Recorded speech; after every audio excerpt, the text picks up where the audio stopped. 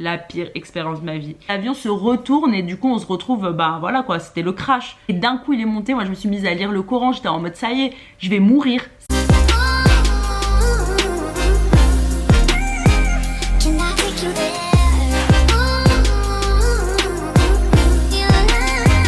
Abonne-toi. Donc pendant les vacances, j'ai été à Vienne, comme vous pouvez le voir ici.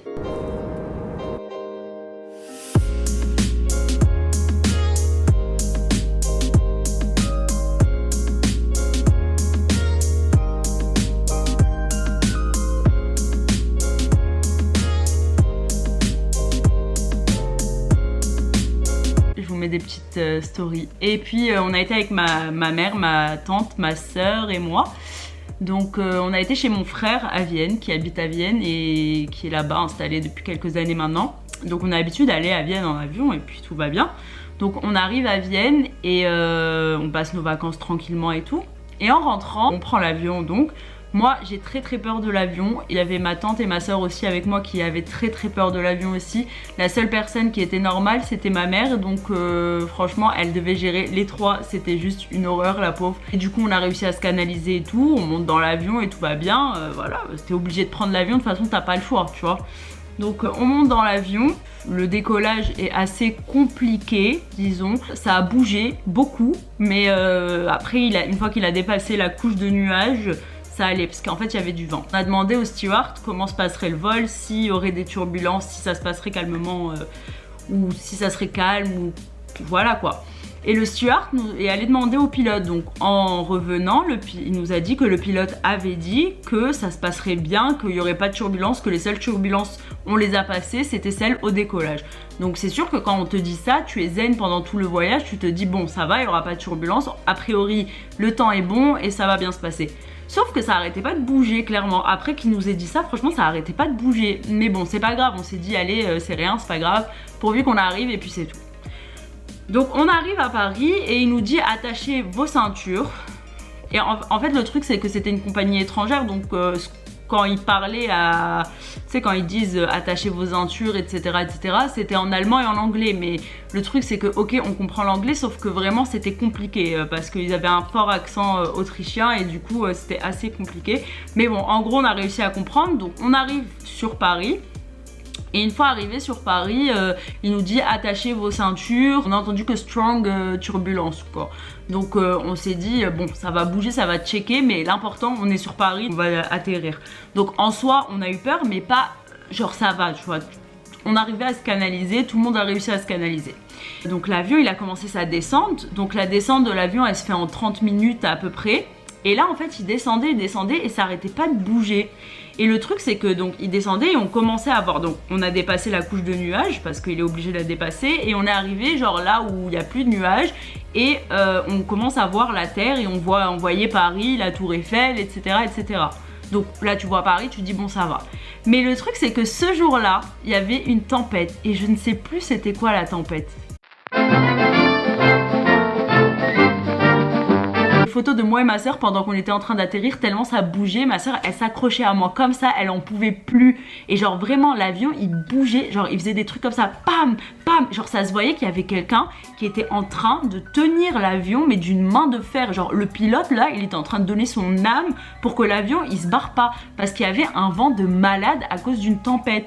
Nous on savait pas qu'il y avait un vent de fou mais genre en mode on l'a senti de ouf. Et en fait l'avion donc il faisait ça et du coup genre en fait on s'approchait de la terre et on s'approchait donc on se disait bon même s'il fait ça il est en train d'atterrir tu vois. Donc d'un côté ça te rassure parce que tu te dis il est en train d'arriver et tu le vois il est en train d'atterrir, il est pas en train de faire un piqué tu vois, il est en train d'aller doucement vers le bas. Mais ça bougeait tellement et l'avion il bougeait tellement que c'était une horreur. Et là en fait on arrive au niveau de la piste d'atterrissage, donc on la voit la piste d'atterrissage, elle était là, elle était devant nous. Et genre je sais pas ce qui s'est passé. D'un coup, l'avion, il est remonté en piqué, les gars. Mais quand je vous dis, on était comme ça sur nos chaises. Voilà, et je vous mets la vidéo juste ici, je vous montre. Qu'est-ce qu'il a? Donc vous pouvez voir sur la vidéo, comment on était, on savait qu'on allait atterrir, on était zen, j'étais limite en train de me foutre de la gueule de ma soeur et d'un coup il est monté, moi je me suis mise à lire le Coran, j'étais en mode ça y est, je vais mourir. Genre vraiment les gens qui criaient, on n'en pouvait plus, la panique, l'avion il est allé en piqué à je ne sais pas combien de kilomètres/heure. En fait clairement il a fait comme ça, il descendait et là il est monté mais comme ça, tu vois, et genre tu sentais la pression et genre on était comme ça sur nos sièges et en fait moi dans ma tête à ce moment là quand il est remonté d'un coup comme ça, je me suis dit il a un problème. Et en fait, il veut pas se cracher sur la ville et il veut aller se cracher ailleurs et pour ne pas tuer un max de personnes, tu vois. Donc j'ai flippé ma race, ma soeur, flippance totale, on était mais jaunes. Ma mère, heureusement, elle avait pas peur de ouf, mais quand même, voilà, elle était en train de flipper, ma tante, panique. Personne ne comprenait rien, c'était une situation où ça m'est jamais arrivé. J'en ai pris des avions, mais ça m'était jamais arrivé. Donc on monte en piqué et là... Donc moment de panique totale, plus long moment de notre vie alors que ça a dû durer 3 minutes de montée et genre à un moment il se restabilise, donc là tu souffles, tu vois, tu dis bon ça va, il se restabilise et tout, il est remonté au-dessus des nuages. Donc après il passe un message vocal et il nous explique que en fait il est arrivé en bas, c'était trop fort le vent et il poussait trop l'avion sur le côté et du coup il avait peur que quand il se pose, vu qu'il arrive à toute allure, l'avion se retourne et du coup on se retrouve, bah voilà quoi, c'était le crash. Déjà quand il nous l'a dit, t'es en mode putain, t'aurais pu crever quand il aurait atterri s'il était pas remonté en piqué, tu vois. Genre s'il avait pas fait cette manœuvre, on serait mort. Et ensuite le gars, nous on a eu la peur de notre vie et il nous dit quoi? Il nous dit bon bah je vais retenter. Non mais tu retentes quoi frère? Reste à ta place, moi je veux pas retenter. Donc il redescend. L'horreur, ça bouge sa mère, ça bougeait sa mère, genre l'avion il faisait et ma soeur et moi la panique, tu lis le Coran, tu lis mais en fait là tu sais plus quoi, tu lis tout, tu paniques ta mère quoi, t'en peux plus. Et du coup il redescend donc et bam, la même chose, on arrive devant la piste d'atterrissage et il remonte en piqué et là plus fort encore que la première fois. Là il est monté mais bam, tellement il est monté fort que mes oreilles, j'ai cru qu'elles allaient exploser. J'ai eu une douleur, ma soeur aussi et genre apparemment les gens autour pareil. Et tu vois pas les gens qui crient et la panique et franchement c'était horrible. Donc il remonte et tout. Il se restabilise et il nous réexplique. Bon, clairement, il nous explique, les gars, voilà, on va pas pouvoir atterrir sur Paris.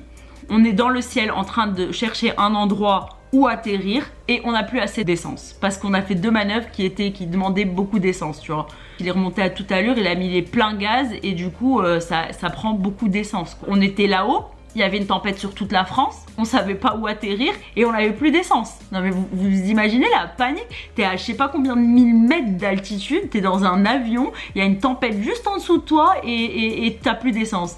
Donc c'était la panique totale. Bref, donc après message du pilote, il nous explique qu'on va atterrir à Düsseldorf. Düsseldorf qui est juste à la frontière belge-allemande, tu vois, c'est une ville allemande mais qui est juste à la frontière. Parce qu'il n'a pu atterrir nulle part en France à cause de la tempête, ni en Belgique, ni rien. Il y avait une tempête partout. Et le pire, c'est que la tempête, elle remontait vers Vienne. Donc, il ne pouvait pas repartir à Vienne. Donc, on a dû aller à Düsseldorf. Là, on atterrit à Düsseldorf. Ouf! Là, une fois arrivé à Düsseldorf, 2 choix s'offraient à nous. Partir, sortir de l'avion et à ce moment-là, décharger la compagnie de notre responsabilité. Ce qui fait que nous, une fois qu'on sera à l'aéroport de Düsseldorf, on sera plus sous la responsabilité de la compagnie, donc on devra se démerder pour rentrer à Paris. Ou alors repartir et retenter le coup et repartir à Paris. Sauf que nous, on voulait absolument pas partir à Paris. Donc on a décidé de sortir de l'avion. Et là, pour sortir de l'avion, je vous raconte pas, c'est pompiers qui viennent nous chercher. Vu que l'avion il est haut et qu'il était garé loin parce qu'il n'avait pas de place officielle. Parce que l'avion n'était pas prévu, donc ils l'ont mis dans une place genre où les avions ils viennent quand ils atterrissent en urgence et tout. Il est haut, tu peux pas sauter, tu vois, donc il y avait pas d'escalier, il y avait rien, donc c'est les pompiers qui sont venus nous chercher avec leur échelle et tout. Ils nous font sortir, je vous raconte pas, les camions de pompiers et tout, ils sont obligés en plus d'avoir tout un périmètre de sécurité parce que tu peux pas sortir comme ça sur le tarmac, tu vois, genre les trucs des avions, parce qu'il peut y avoir un accident, donc t'es obligé d'être escorté par les pompiers jusqu'à que t'arrives dans l'aéroport. Donc ils viennent avec échelle, on se retrouve dans un camion de pompiers. Je vous mets les vidéos juste ici.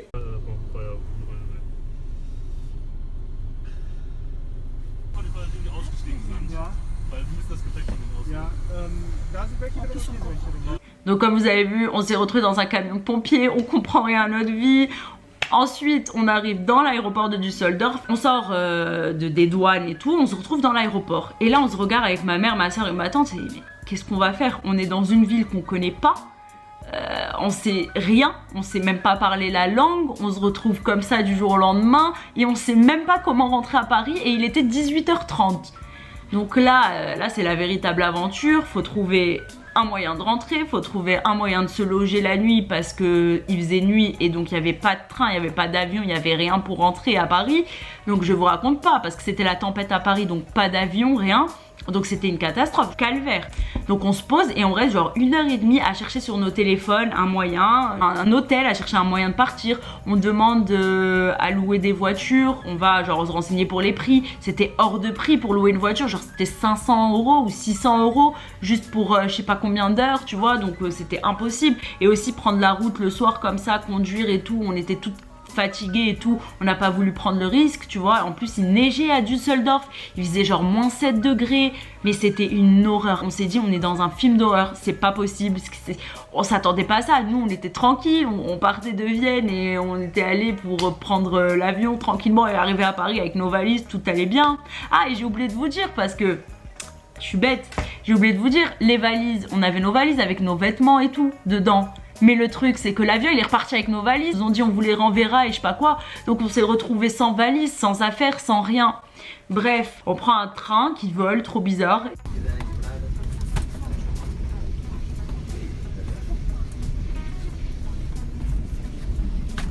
Et genre on arrive dans la ville. Et une fois qu'on est dans la ville, on va au Burger King, on se pose et on mange un burger, tu sais, genre en mode grosse vache déprimée. Genre moi, ma mère et ma tante et ma soeur, et on se dit mais qu'est-ce qu'on fait, tu vois. Et du coup là, heureusement, notre frère de là où il était, il a réussi à nous réserver un hôtel. Ensuite, on va vers l'hôtel, on arrive à l'hôtel et tout. Et après l'hôtel, il nous dit mais les gars, c'est pas ici votre hôtel, hein, c'est celui qui est de l'autre côté de la ville. Alors là, je vous raconte pas, on était au bout du rouleau. On lui a dit c'est maintenant ou jamais, tu nous prends, on a rien à foutre, ton hôtel il est au bout de la ville, il est au bout de tout ce que tu veux. Nous c'est ici qu'on veut aller, y a pas. Donc au final, il nous trouve une chambre et on se retrouve à l'hôtel tranquillement et tout. On se pose, on n'a pas de pyjama, on n'a pas d'habits, on n'a rien et on sait toujours pas comment on va rentrer à Paris, tu vois. Donc là, on cherche sur nos téléphones et tout, et finalement, on voit qu'il y a un train le lendemain à 7h30, 8h. Et du coup, il fallait se lever hyper tôt. Donc, on se retrouve à l'hôtel, on prend une douche, on se repose et tout. Le truc, c'est qu'on avait rien, on n'avait pas de vêtements, pas de sous-vêtements. On s'est retrouvé à dormir avec des serviettes, genre de l'hôtel. On s'est mis une serviette en bas et une serviette en haut, tu vois, et genre en mode, voilà, on dormait comme ça, c'était nos pyjamas. Le lendemain, on se réveille à 7h du matin et on court pour acheter des billets de train. Les billets de train nous ont coûté grave cher. Cette escapade à Düsseldorf, elle nous a coûté genre 700 €. On se retrouve donc dans le train.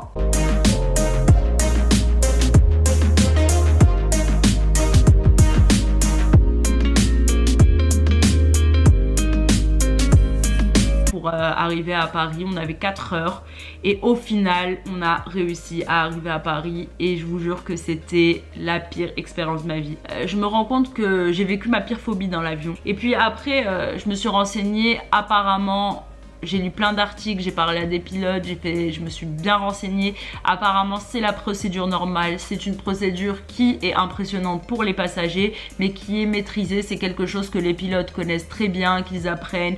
Donc franchement, la vérité, le pilote, il avait géré de ouf. Il avait géré son avion de ouf. Et puis tout s'était bien passé en soi. Mais c'est juste vraiment la peur. Et t'as tellement peur que tu comprends plus rien. Et puis quand t'as peur, bah tu peux plus te contrôler, tu vois, et genre en mode pour toi c'est le pire truc qui puisse t'arriver, mais alors que en fait c'est pas si terrible que ça. Donc voilà, je voulais partager ma petite histoire avec vous. Je sais pas si ça a fait peur à certains, c'est pas mon but n'est pas de vous faire peur, mais je pense que c'est bien d'avoir comme ça, de partager ces expériences. Et puis voilà, j'espère que cette vidéo vous a plu. Surtout n'hésitez pas à vous abonner à ma chaîne, j'essaie de faire un maximum de contenu. Je vous fais des gros bisous, je vous souhaite une très bonne journée, une très belle soirée, ou je ne sais pas, un bon déjeuner, un bon petit déjeuner, n'importe quoi, peu importe le contexte dans lequel vous regardez cette vidéo.